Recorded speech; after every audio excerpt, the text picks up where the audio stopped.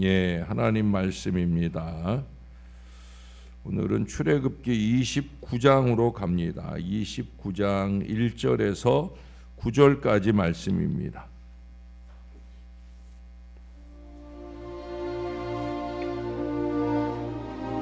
네가 그들에게 나를 섬길 제사장 직분을 위임하여 그들을 거룩하게 할 일은 이러하니 곧 어린 수소 하나와 흠없는 순양 둘을 택하고 무교병과 기름 섞인 무교 과자와 기름 바른 무교 전병을 모두 고운 밀가루로 만들고 그것들을 한 광주에 담고 그것을 광주에 담은 채 그 송아지와 두 양과 함께 가져오라. 너는 아론과 그의 아들들을 회막문으로 데려다가 물로 씻기고 의복을 가져다가 아론에게 속옷과 에봇 받침 겉옷과 에봇을 입히고 흉패를 달고 에봇에 정교하게 짠 띠를 띠게 하고 그의 머리에 관을 씌우고 그 위에 거룩한 패를 더하고 관유를 가져다가 그의 머리에 부어 바르고 그의 아들들을 데려다가 그들에게 속옷을 입히고 아론과 그의 아들들에게 띠를 띄우며 관을 씌워 그들에게 제사장의 직분을 맡겨 영원한 규례가 되게 하라.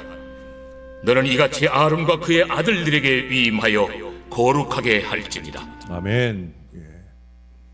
그리스도와 다른 사람들을 향한 우리의 사랑을 시험하는 방법 가운데 돈과 소유에 대한 태도를 살펴보는 것보다 더 확실한 방법은 없습니다.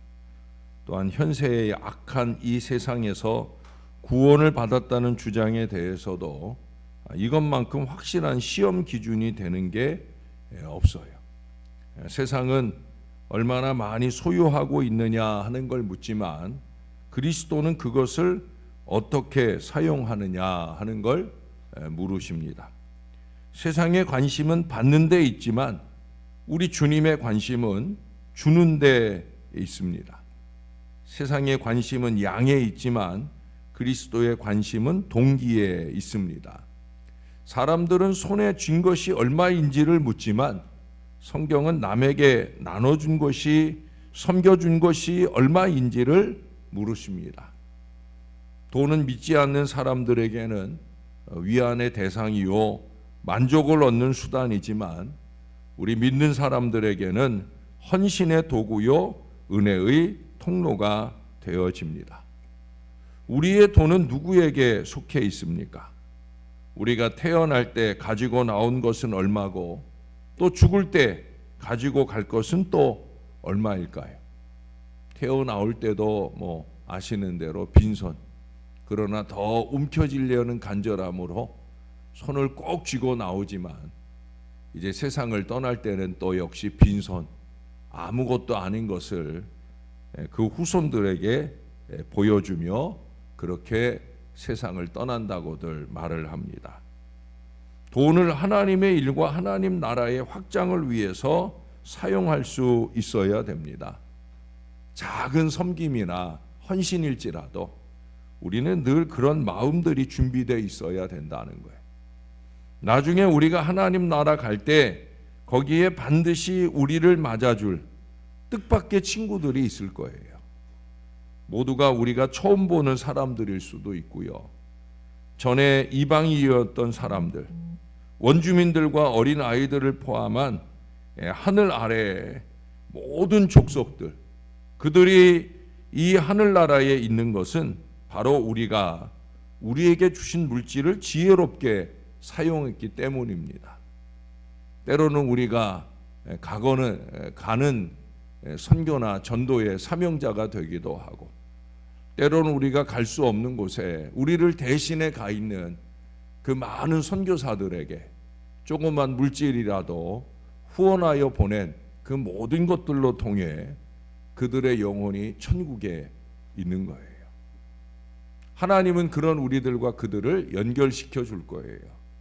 우리의 물질의 작은 씨앗이 어떻게 그들의 영혼에 뿌려져서 그들의 영혼이 구원받았는지를 우리에게 알게 해 주실 거예요. 우리를 서서 맞으시는 주님은 그것이 제일 중요한 관심이거든요. 우리는 그렇게 우리의 물질을 은혜의 통로, 헌신의 도구로 잘 쓸 수 있다고 하면 우리는 최상의 헌신을 살아내게 되는 거예요. 이제 오늘 본문에 보시면 성막의 기구들과 제사장 옷까지 다 갖추어졌으니까 우리 하나님께서는 당신을 섬길 제사장을 거룩하게 위임하라고 1절에도 9절에도 반복해서 말씀하고 있어요. 제사장 위임식이에요. 제사장은 여호와 하나님께 자신의 전 삶을 들여 헌신해야 할 거룩한 사명자이기에 여호와께 성결이라는 금패를 그 관에 달아야 했어요. 제가 전에 한번 그런 말씀 드린 적이 있죠. 제가 목사 안수 받을 때 저희 어머니가 그때 아직 말문이 이제 막 트인 진혁이한테 김명준 목사님 해봐라고 그렇게 말했더니 우리 진혁이가 저한테 그러더라고요. 김혜주 목잡니라고 그렇게 그 아침에 말하더라고요. 그 아침에도 제가 깨달았어요. 아, 이제는 내가 목 잡혔구나. 이제는 나의 평생을 하나님께 올려드려야 할 그런 목 잡힌 목사이구나 라는 그런 마음의 다짐을 아이의 입술을 통해 다시 한번 하게 되어집니다. 거룩하고 소중한 사명자를 세우는 일에 대해 우리 하나님은 세세히 그 방법을 말씀하시고 매우 정성스럽고 장엄한 의식으로 위임받게 하시는 걸 보게 됩니다. 제가 위임식을 앞두고 밤새 기도하는 오랜 여정을 준비하는 것도 그런 이유에서예요. 사람이 하나님 앞에 헌신하는 일꾼으로 세워지는 게 이게 보통 일이 아니거든요. 얼마 전에도 말씀드렸죠. 우리가 보통 노회에서 봄노회 때는 적어도 10명 내외의 목사들이 안수를 받아요. 근데 근본에는 1명 받았어요. 1명. 아마 올가을에는 1명도 없지 않을까 그런 우려를 합니다. 어찌 보면 노회 역사상 목사 안수식이 없는 노회를 하게 되는 때가 이제 곧 도래할 거라는 거죠. 그만큼 목사 안 하려고 해요. 신학교를 졸업하고도 목사 안 하려 하고 또 전임 헌신이나 부목으로 헌신하는 거 안 하려고 해요. 파트타임으로 하려 해요. 쉽게 하려고 해요. 목 잡힌 온전한 헌신을 안 하려 해요. 뭐 목사들이 그러니 평신도 헌신자들이야 얼마나 더 그렇겠습니까? 그래서 기도가 필요하고 그래서 준비하는 꼼꼼한 여정이 필요한 거예요. 그렇게 해서 세워도 그렇게 출발을 시켜도 자꾸 곁길로 가려고 하거든요. 그러할지라도 그런 시간들은 꼭 필요한 거예요. 오늘 하나님도 그 엄중한 절차를 쭉 말씀하시는 걸 보게 됩니다. 하나님께서는 아론과 그 아들들을 회막문으로 데려다가 물로 몸을 씻기라 하셔요. 그리고 제사장이 입을 의복을 이미 말씀하신 대로 입히라고 말씀하셔요. 제사장은 구별된 성소에서 성물을 다루면서 거룩한 하나님을 섬겨야 할 사람입니다. 그렇기 때문에 가장 먼저 제사장을 깨끗하게 하심으로써 이 제사장 자격을 갖추게 하시고 온전히 직분을 감당할 수 있게 하려 하시는 거예요. 하나님께서는 아론과 그 아들들로 하여금 물두멍에 물로 몸을 씻게 하셨습니다. 이렇게 물로 온 몸을 씻게 하심은 이제 하나님의 일을 감당할 그들에게서 죄의 더러움을 다 씻어내게 하시려는 거예요. 깨끗하게 하나님 앞에 헌신하는 데 있어서 이게 제일 우선입니다. 제일 중요한 거예요. 또 하나님은 제사장의 예복을 입히게 하셔서 그 하나님 종으로서 몸과 마음의 기본 격식을 갖추게 하십니다. 그런 다음에 관유를 부어 바르게 하셨고요. 피와 간유를 또 그 옷에 뿌리게 하시는 말씀이 21절에도 나오고 있어요.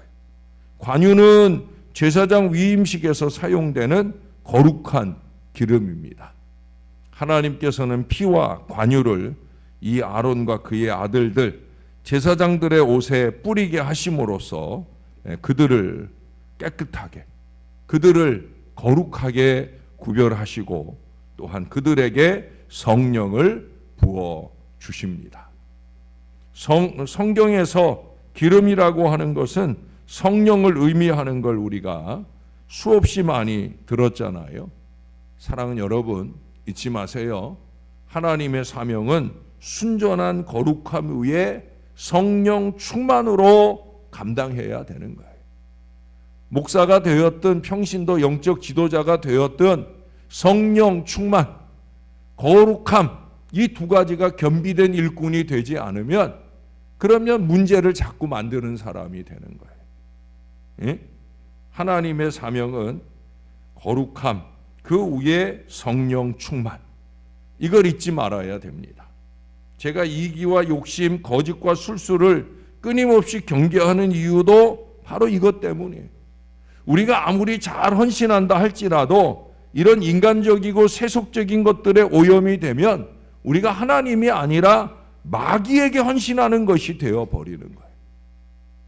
우리는 하나님을 기쁘시게 하는 제사장, 함께 동역하는 이들의 행복을 위해 섬기고 헌신하는 일꾼들이 되어야 하는데, 그런데 하나님과 목회자는 자꾸 답답해하고 성도들은 눈물 흘리게 하고 눈살을 찌푸리게 하고 반대로 마귀는 기뻐서 춤을 추게 되어 버리면 그건 제대로 된 헌신이 아니죠.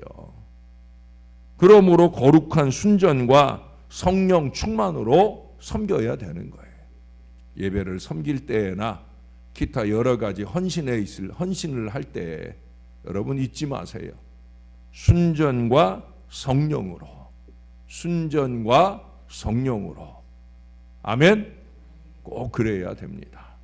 하나님께서는 제사장 위임식에서 기본 복장을 갖춘 아론과 그 아들들로 하여금 가장 먼저 속죄제를 드리게 하셔요. 그때 제물인 송아지 머리에 안수하여 그들의 죄를 전가하게 하십니다. 그런 다음에 수량으로 번제를 드리게 하셔요. 또한 수량의 피를 아론의 오른쪽 귓부리와 오른손 엄지 그리고 오른발 엄지에 바르라 하셔요. 참 재밌는 형식이지요.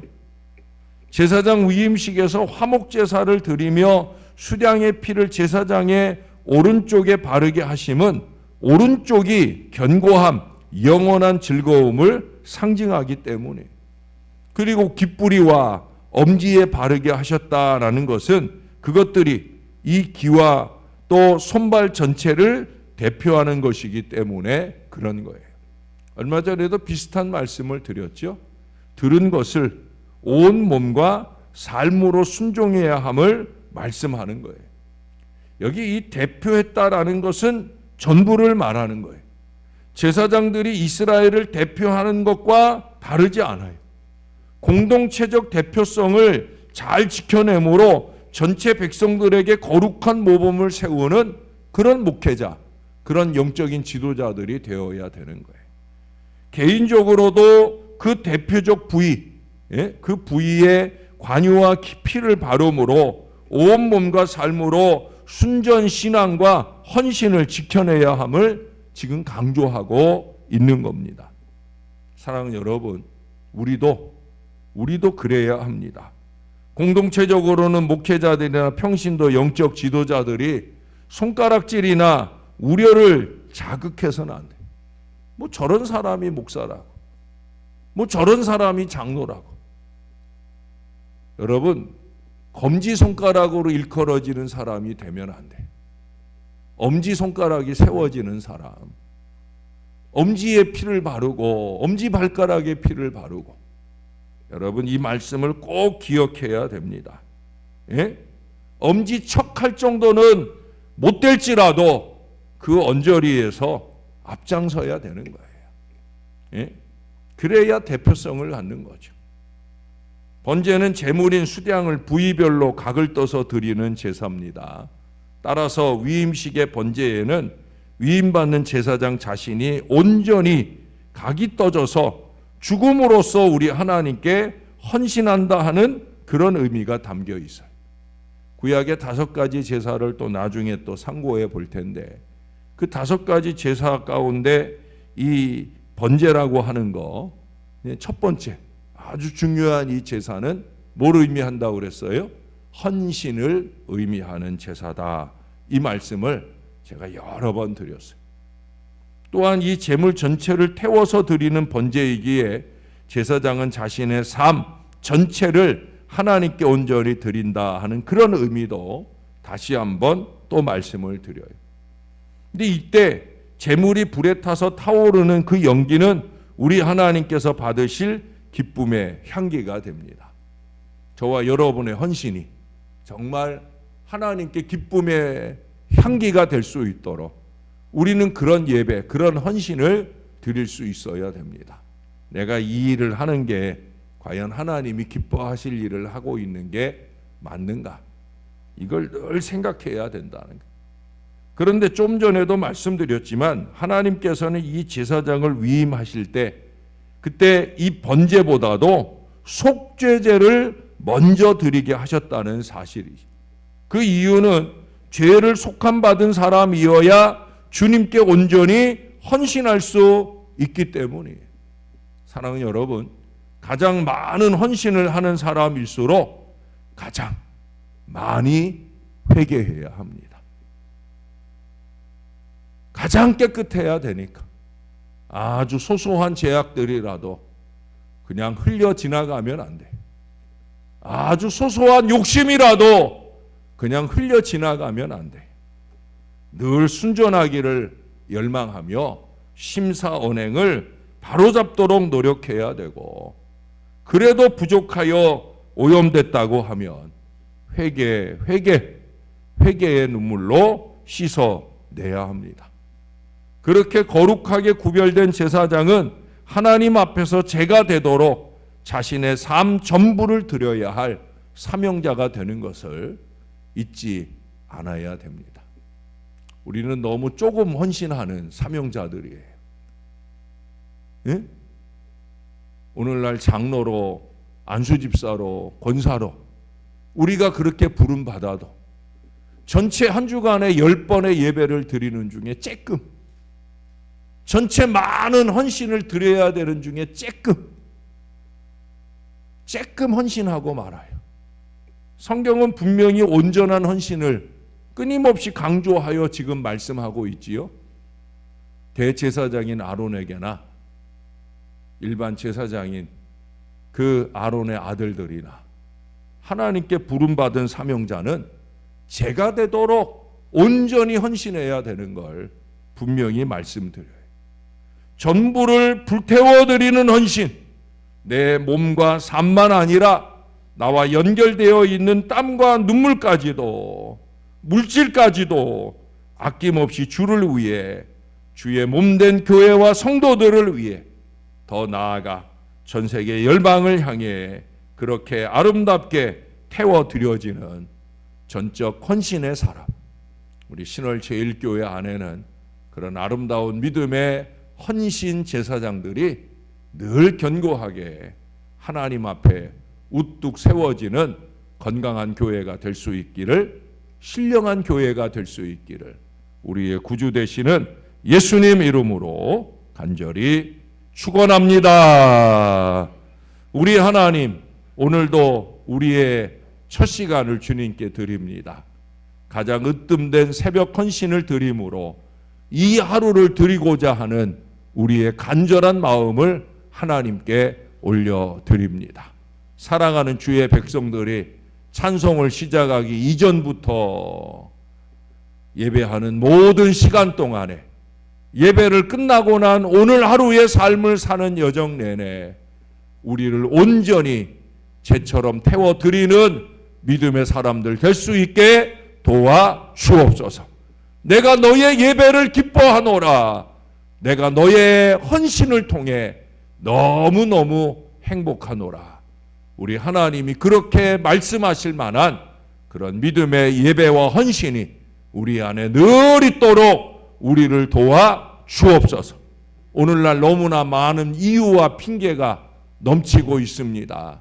하나님께 마땅히 온전하게 헌신해야 될 사람들이 많은 이유와 핑계를 우선하여 그렇게 가슴 답답하게 하는 헌신의 모양을 가지고 살아갑니다.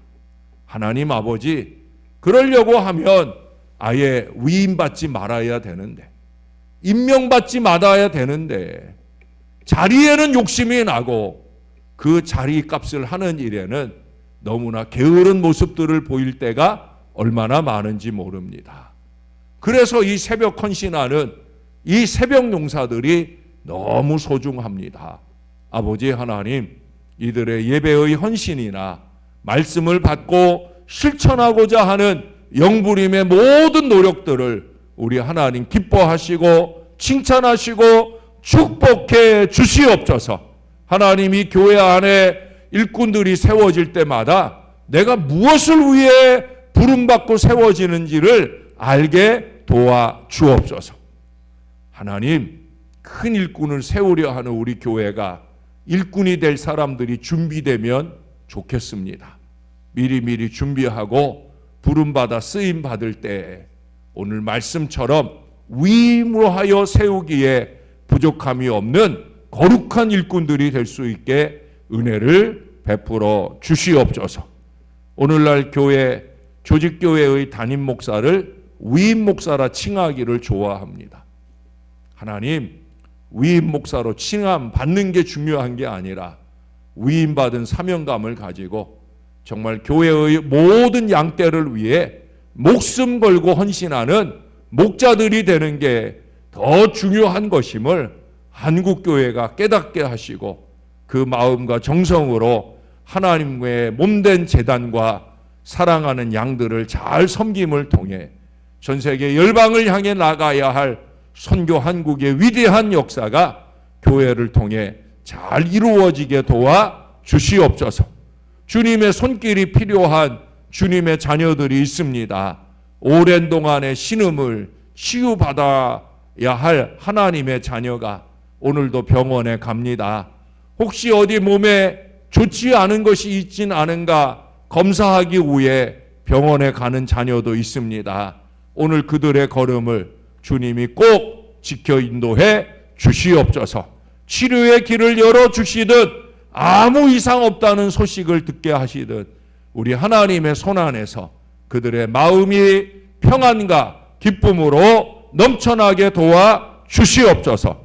다른 모든 주의 자녀들도 주 안에 성결하게, 주 안에 성령 충만하게 오늘 하루의 삶을 잘 지켜주셔서 내일 아침에는 더욱더 떳떳하게 우리 주님 앞에 서는 사랑하는 모든 주의 자녀들 되게 축복해 주시옵소서. 감사합니다. 우리의 구주 되시는 예수님 이름으로 기도합니다. 아멘.